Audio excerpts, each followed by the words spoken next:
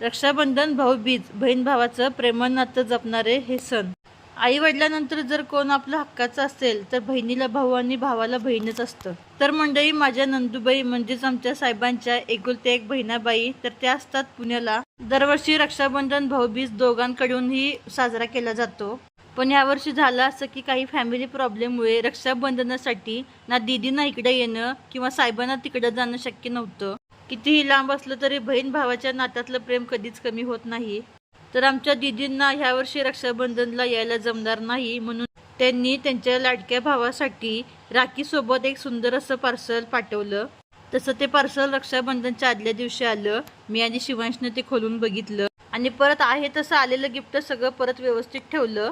रक्षाबंधनच्या दिवशी साहेबांच्या अमानत त्यांच्या हाती सुपूर्द केली. ते सगळं बघून साहेब खरंच खूप खुश झाले. हातात राखी बांधून लगेच बहिणीला फोन केला आणि थँक्यू पण म्हणाले.